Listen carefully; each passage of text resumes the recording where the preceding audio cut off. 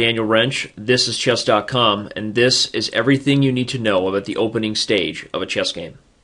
Before we go any further, you should know that this video series was created for 90% of the world's chess players, those of you who learned how the pieces move, the relative values of each respective chessman, and that the ultimate goal of the game is to checkmate the enemy king.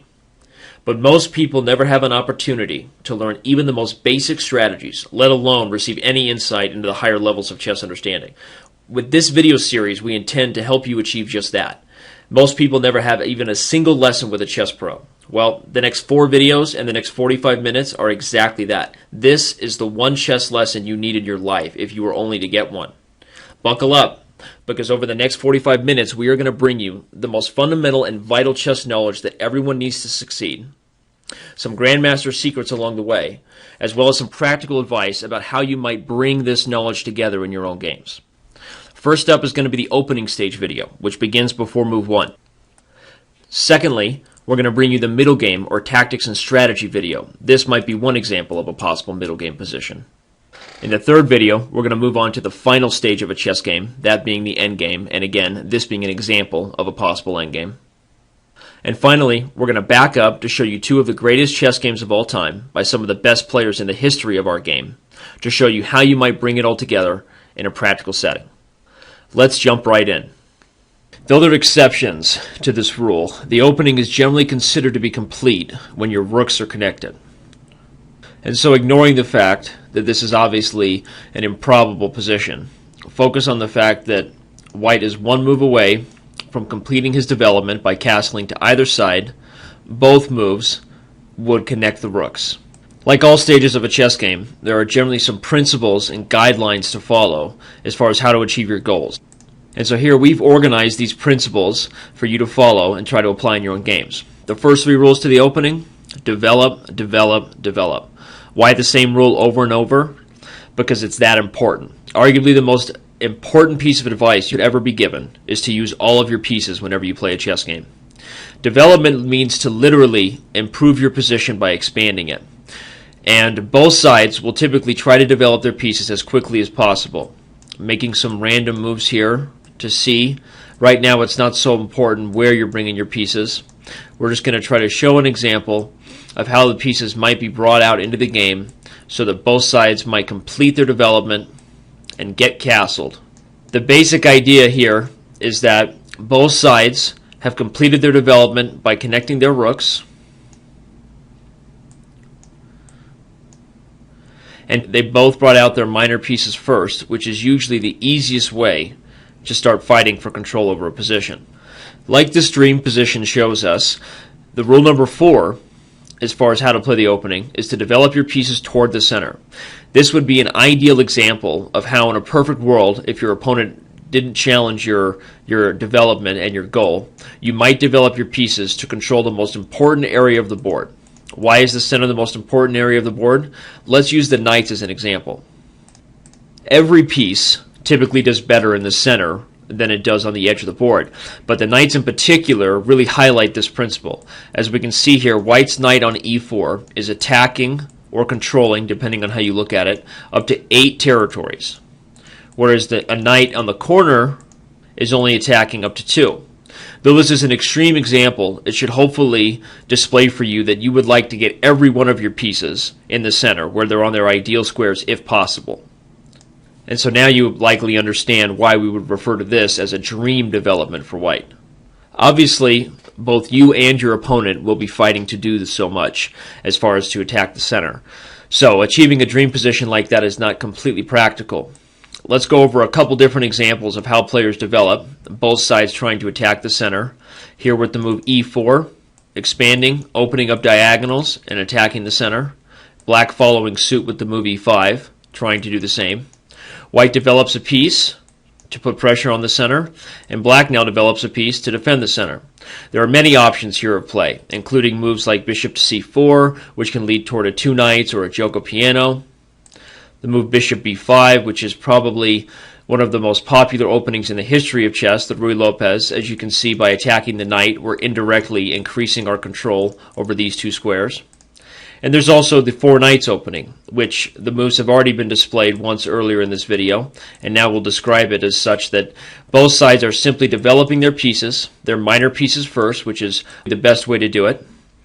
And they didn't just develop their pieces to random squares, but rather tried to bring them toward the center with both sides fighting for potential control over the most important squares. Again, why? As we reviewed, every piece will have better potential when in the center. And you'll notice that most mainline openings and all Grandmaster theory is contrived from this principle. Develop, develop, develop your pieces being the first 3 principles, and rule number 4, let's develop them toward the center.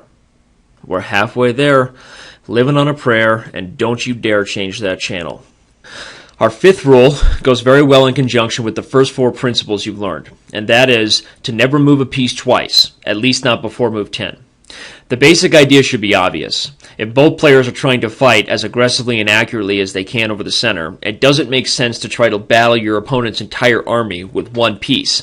For example, let's focus on a queen's pawn game, which, unlike e4, is slightly more geared to control the center with the pawns. After d5 by black, usually you'll see white follow up with a move like c4, with the idea being that if black already breaks the principle of moving a piece twice, he's given up control over the center. White will then attack the center, and we've already learned the value of the center if you remember earlier in the video. So this should be clear to understand why this would be a nice opportunity for white. And after the pawn is recaptured pretty quickly, white is happy. So rather than move a piece twice, black will develop another pawn into the center, with either e6 or c6 being the most popular options, choosing to defend the center rather than to relinquish it by moving a piece twice. White will continue to develop pieces with the same purpose of putting pressure on this critical point, trying to induce black to move a piece twice and therefore allow control over the center. Good players will continue to defend, and as we see, both players will continue developing pieces, once again, putting pressure on a piece that indirectly puts pressure on these critical squares. And again, rather than moving the knight away, which in this case would actually lose a large amount of material as the knight is pinned to the queen, black will continue to develop pieces to defend these critical points. And you'll notice after a few more moves of developing, neither side is considering moving a piece twice, but rather trying to bring their pieces into the middle part of the board and get castled as quickly as possible. Speaking of castling, I'm about to hit you with some big news. You ready? Principle number 6 is that both players should be able to get their kings castled, get their kings to safety by the first 10 moves of every chess game they play, if not by the first 7 moves. Most mainline openings, including the Queen's Gambit decline that I just showed you, back up to, let's say, the Ruy Lopez, an opening we've already displayed. You'll notice that even as early as move 4, white is already prepared to castle. And black, after developing his pieces, would not be too far behind from doing the same thing, perhaps defending the pawn, developing a piece, and getting castled. The main purpose of this is not to show you what is necessarily considered the best theoretical moves at the highest levels of chess, but to show you that the general principles can be followed and very good positions can be achieved before you even try to memorize opening variations. The 4 knights, another one that we've reviewed, you notice that both sides brought their pieces out and prepared to get castled. Once again, we're seeing both sides get castled here before we've even reached move 5. To move on, hopefully the concept that getting our king castled is obviously a good one is now clear. Let's talk about principle number 7, and that is in regards to the first lady of chess. Though I could likely give many examples as to why it's not the best idea to bring your queen out before the minor pieces have been developed or before you've been castled, I like to give one particularly instructive one. This example occurs when one player, the white player in this case, decides to play for the 4-move checkmate, something that many amateur beginner players do. Obviously, if your opponent misses the idea behind the queen going backdoor on the knight and checkmating the king via the weakest square f7, then white is successful. But if black plays good moves, and white continues to be stubborn in the attack of the weakest square, particularly with this mistake of g4, trying to remove the knight to achieve the goal, now we'll see why bringing the queen out so early was not the best idea. Black has the nice move d5, not only putting an attack on the bishop, but also opening up his own bishop to make a threat on g4. And after captures, knight d4, queen d1, we see a position where white has moved the queen 4 times including the attack on the queen, and a move like knight e2 would fall prey to a very famous trick of checkmate, and any other move would also leave white in a very bad position. Now, as we move on to our final 3 principles, it should be noted that the first 7 are the most important. To develop your pieces, bring them toward the center, don't move anybody twice, and don't bring your queen out too early. When you combine those ideas with the simple act of castling, you're pretty much on the right road. So, our final principles could probably be considered advice and practical ideas as to how you should transition into the middle game, as much as they should be considered opening ideas. For example, our 8th principle is to develop with a purpose. Essentially, what that means is that all the mainline openings develop moves with a purpose. Grabbing the center, purpose to attack the pawn, purpose to defend the pawn, purpose to attack the knight who defends the pawn, that being the Ruy Lopez, which we already showed. Queen's Gambit was also an opening where you saw all the moves centered around the critical pressure of the center. Everybody was involved in either the attack or defense of these squares one way or another. Those are 2 very famous examples of openings that develop pieces with a purpose. And you should develop your pieces with purpose in your own games. The 9th principle is to watch out for your opponent's threats.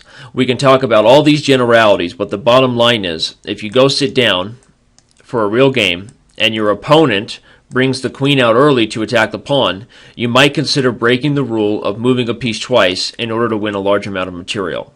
Obviously, that's a silly example, but the point is to think about your opponent's threats beyond your own goals and principles in any position you play, whether it be the opening, middle game, or endgame stage. Think about your opponent's moves and develop your pieces with a purpose. I consider principles 8 and 9 to go hand in hand in that sense, and you'll be on the right track. And finally, our 10th principle is in place, basically to remind you of all the things you've learned in this video. If you think about it, the 10th principle of connect your rooks is essentially an insurance policy. Why? Because if you're in a position to connect your rooks, whether it be by castling or completing your development with another piece, by definition, that means that you've achieved your goals of the opening. You followed all the principles of developing your minor pieces, attacking the center hopefully, bringing the queen out only when it was time, and by finally safeguarding the king and connecting the rooks, you are ready to do